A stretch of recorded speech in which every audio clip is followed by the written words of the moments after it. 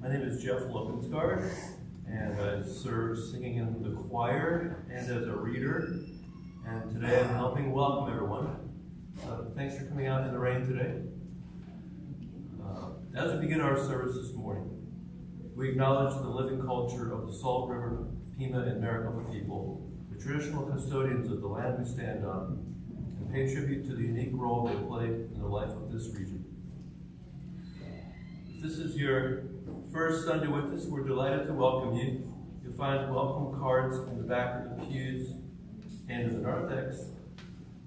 Please take a moment to fill it out so we can get to know you better.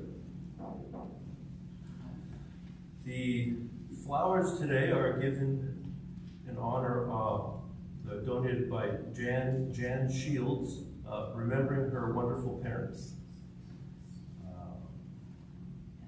Yes, and a few key announcements we have today is include, if you haven't had a chance to pick up your stewardship packet, there in the box in the narthex, sorted alphabetically by last name.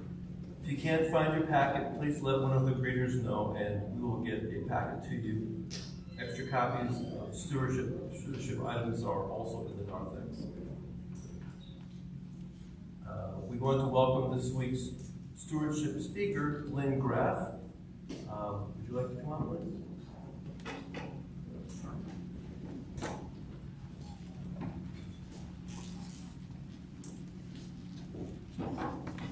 Good morning. I've been asked to share a few thoughts about stewardship, so I appreciate your patience. The church is considered the body of Christ to accomplish God's work through the people and the church itself. We are called to grow and share our faith, to help others, to gather together, and to worship. In the first talk on stewardship, John spoke of service, meeting the needs of the people, outreach both to the members of the church and people in the world. Last week, Lori spoke of community, fellowship, and a wide variety of activities and the need to have funds to continue to provide those. I want to tell you about a couple of churches in my life. As a cradle Episcopalian in a small town in Kentucky, there was no Episcopal church. So a few families got together and met in homes for a while to get it started. Eventually, they bought property and built a small church. For a while, we shared a minister with a couple of other mission churches in the area. We went on to become a church with our own minister, and today that church has continued to grow and has a much larger church and is quite impressive. Later in life, I was attending church in a beautiful old building with hardwood floors and large, colorful stained glass windows. The congregation outgrew it and had to relocate since there was no room to expand. It is a sad and unsettling thing to watch a church close down.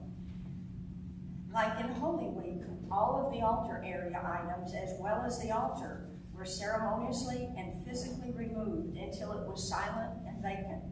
Lights were turned off, doors were locked. It was no longer a church. Starting over in a new property and a new church took time and effort. Now, I know that a building is not required. Christ taught out in the countryside. Services could be held in the parking lot like we did during COVID, or maybe along the Salt River. But it is kind of nice to have a building to gather in, sheltered from the outside elements. Churches change, both the people and the building. As in life, both need attention to keep things going effectively. This means meeting the needs of the property and daily operations so it can provide the means and place to encourage and build up our people, a place to worship, learn, heal, share in communion with others, to be the body of Christ and do God's work.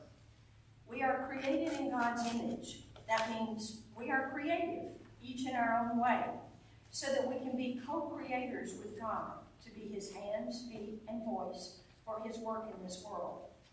In the New Zealand prayer book, there is a line that says, "Our help is in God, who is making the heavens and the earth."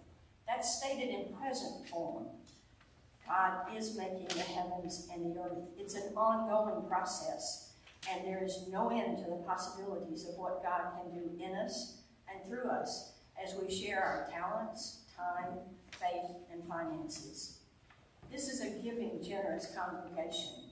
Giving means providing and using God's tools, gifts, and resources to assist in the work of the church, to serve and bless others. Gifts vary in size, but each gift is important and greatly appreciated. We are asked to do what we can as God guides and provides for us individually. Together, we can meet the needs of the people and the property. Stewardship is defined as the job of taking care of something or assisting with this responsibility. Another term is shepherding, a biblical term for the care of God's people. Mary Houghton has created a wonderful tool.